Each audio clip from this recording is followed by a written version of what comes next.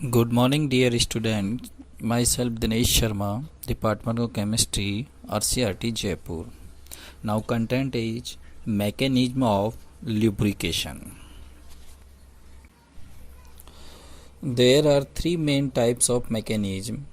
First is thick film lubrication और hydrodynamic lubrication और fluid film lubrication. तीनों नाम एक ही है. तीनों में से किसी भी नाम से पूछे एक ही जवाब देना है. दूसरा है थिन फिल्म लुब्रिकेशन या बाउंड्री लुब्रिकेशन और थर्ड है एक्सट्रीम प्रेशर लुब्रिकेशन. ये तीन लुब्रिकेशन यानी तीनों मैकेनिज्म है लुब्रिकेशन की. इनमें से एक आरटीयू के अंदर शॉर्ट नोट में 100% एवरी ईयर पूछता है. अब हम सबसे पहले लेते हैं फ्लूइड फिल्म और थिक फिल्म और हाइड्रोडायनेमिक लुब्रिकेशन. देखिए बच्चों, थिक फिल्म, थिक का मतलब मोटी film. In this type a film of fluid to a thickness of not less than 1000 angstrom, 1000 angstrom से नीचे मोटी थिकनेस नहीं होनी चाहिए, इससे अबव होगी. फिल द, जिसको फिल किया जाता है, annular space between the sliding and moving surface on the two slide surface do not come in direct contact each other. जब दो मेटल की स्लाइड्स आपस में एक दूसरे पे रन करती हैं तो उनके बीच में इस 1000 एंगस्ट्रम से मोटी लेयर एक ऑयल की लगाई जाती है, जिससे कि दोनों जो लेयर हैं वो आपस में कांटेक्ट में नहीं आती है. इससे क्या होगा? The coefficient of friction is very low. तो the lubricant film irregularity on the surface and reduce the wear. और वहां पे दोनों आपस में कांटेक्ट में नहीं आएंगी तो उनके आपस में मेटल का रिड्यूस बहुत ही कम होगा. डायग्राम देखिए. डायग्राम के अंदर दो आपको स्लाइडिंग दिखाई गई है जिसमें लोड दिया जा रहा है, बीच में थिक लेयर लुब्रिकेशन की लगाई गई है. तो लुब्रिकेशन दोनों लेयर्स को आपस में मिलने नहीं देगा.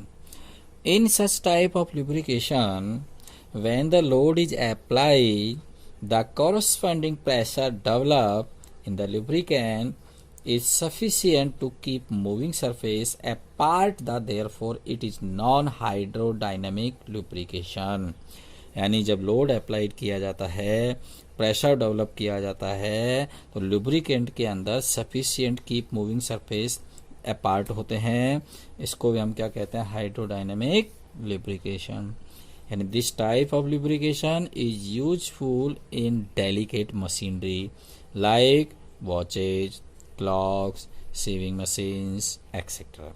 So working under low load and high speed of part, hydrocarbon oil are very effective for this type of lubrication. For example, kerosene.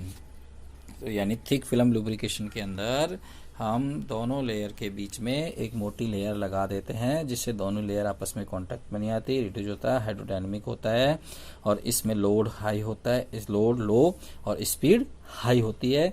इस तरह के हम जैसे केरोसिन इसमें यूज कर सकते हैं, थिनर हम यूज कर सकते हैं. और ये कहाँ यूज होती है? वॉचेज है, क्लॉक्स है, सीविंग मशीन्स है, एक्सेट्रा. ठीक है बच्चों. नेक्स्ट अब हम आते हैं थिन फिल्म और बाउंड्री लुब्रिकेशन. वो थिक थी, यहाँ पे थिन फिल्म लुब्रिकेशन है. देखिए, under the condition high load, वहाँ पे लोड कम था, high load, very low viscosity oil, a continue fluid film cannot be maintained between the rubbing surface. In such case, the lubricant may chemically react with the metal surface, forming a thin film of metal soap, which act a lubricant and a known as boundary film. The property of oil responsible for the absorbing the metal surface is known as oiliness.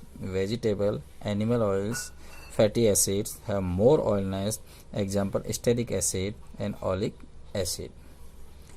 These oils have polar carboxy group COH, which react the metal surface of the form continuous thin film in lubrication. यानी thin film lubrication के अंदर क्या होता है कि जो lubricating होता है वो वेपराइज हो जाता है तुरंत ही, तो हम क्या करते हैं उसके अंदर एक हायर फैटी एसिड्स, जिसे हम सॉप कहते हैं, स्टेरिक एसिड या ऑलिक एसिड लगा देते हैं, जिसमें COH ग्रुप होता है, उसकी एक लेयर लगा देते हैं। तो वो लेयर क्या करती है कि मेटल के साथ अपनी एक लेयर बना लेती है, तो मेटल को आपस में रिड्यूस नहीं होने देती है। चाहे वो लुब्रिकेंट ऑयल जो आपने लगाया है वो थिन वाला लगाया है, वो वेपराइज हो जाएगा प्रेशर लोड की वजह से, लेकिन जो आपने केमिकली जो लेयर लगाई है वो उसके साथ चिपक जाती है और ऑयल को बचा देती है। इसको बोलते हैं थिन फिल्म, यानी बाउंड्री पे हम ये लगा देते हैं तो इसको बाउंड्री फिल्म या थिन फिल्म लुब्रिकेशन कहते हैं। समझ में आ गया। अब नेक्स्ट लास्ट आपकी स्लाइड आती है एक्सट्रीम प्रेशर लुब्रिकेशन, यानी हम एक्स्ट्रा प्रेशर भी देंगे, एक्स्ट्रा स्पीड भी देंगे, एक्स्ट्रा लोड भी देंगे, तीनों कंडीशन पे ऑयल वहाँ से नहीं हटना चाहिए, वेपराइज नहीं होना चाहिए। यानी इसके अंदर अब क्या करेंगे कि ऐसा केमिकल एडिटिव मिला देंगे हम, जैसे क्लोरीन है, सल्फर है, जो कि क्लोरीनेटेड और सल्फोरेटेड फैट्स के साथ बहुत ही हायर टेम्परेचर पे भी मेल्ट नहीं होता, मेटल के साथ काम करता रहता है, मेटल आपस में कॉन्टैक्ट में नहीं आता, लुब्रिकेंट की लेयर हमें एज इट इज बच जाती है। इसको कहते हैं एक्सट्रीम प्रेशर लुब्रिकेशन।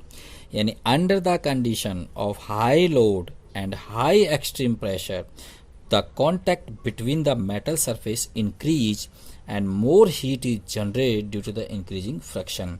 बहुत ज़्यादा हीट जनरेट होती है, टेम्परेचर बहुत ज़्यादा हो जाता है, प्रेशर होता है, हाई लोड होता है फ्रिक्शन के कारण। This result either decomposition of the evaporation of liquid lubricant which render the ineffective। यानी जो हमने लुब्रिकेंट लगाया है वो high pressure, high load, high speed के कारण डिकम्पोज होना स्टार्ट हो जाता है, वेपराइज होना स्टार्ट कर जाता है और वो इनइफेक्टिव हो जाता है। तो to make the lubricant more effective, इस लुब्रिकेंट को मोर इफेक्टिव बनाने के लिए under the such extreme condition लगाई जाती है, स्पेशल एडिटिव मिलाया जाता है जिसको हम बोलते हैं क्लोरीन और सल्फेट। इन किस फॉर्म में होंगे ये? क्लोरीनेटेड वैक्स एंड सल्फराइज फैट्स के रूप में होगा। क्लोरीन वैक्स के रूप में होगा और सल्फर किसके रूप में होगा? फैट्स के रूप में होगा। एक chemical reaction with the metal, metal के साथ एक केमिकल रिएक्शन करती है, सरफेस बना लेती हैं, in this form solid surface हो जाती है, film of metallic chloride, sulphide etcetera. तो in place of metallic surface these additive film come in contact with each other and the protect the metal surface। जब ये दोनों metal की surface आपस में कॉन्टैक्ट, सरफेस सेफ हो जाती है, आपस में कॉन्टैक्ट में आती है तो प्रोटेक्ट कर लेता है, मेटल सरफेस बन जाती है। इसी को हम बोलते हैं एक्सट्रीम प्रेशर लुब्रिकेशन। देखो बच्चों, इन तीन मैकेनिज्म में से एक मैकेनिक 100% पूछता है और उधर तीन प्रॉपर्टी में से एक प्रॉपर्टी 100% पूछता है। 10-10 नंबर की आएगी। मे बी आपके आज का टॉपिक समझ में आ गया, यानी कि extreme pressure lubrication, thin film lubrication, boundary lubrication या फ्लूइड फिल्म या थिक फिल्म हाइड्रोडायनामिक लुब्रिकेशन। एक बार दोबारा रिवीज कर लीजिए।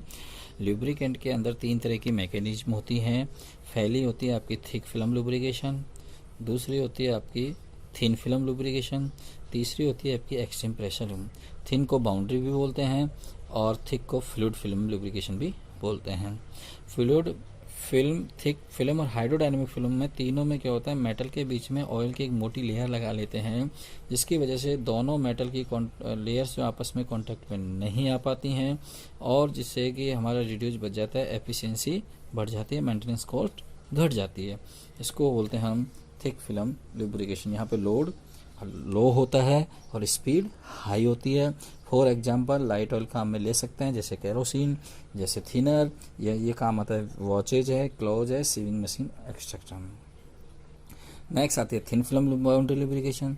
थिन फिल्म लुब्रिकेशन यानी थिन का मतलब पतला एक ऑयल होता है, लिक्विड बहुत ही बारीक ऑयल होता है, उसके हम बढ़ाने के लिए हम उसके अंदर हायर फैटी एसिड सॉफ्ट मिला देते हैं, ऑलिव एसिटिक एसिड, जिससे क्या होता है कि वो जो मेटल की लेयर उस पर अपनी एक लेयर बना लेते हैं, आपस में इस कॉन्टैक्ट में आने से लुब्रिकेटिंग और अगर वेपराइज होता है तो वो फिर भी रिड्यूज होने से बच जाती है।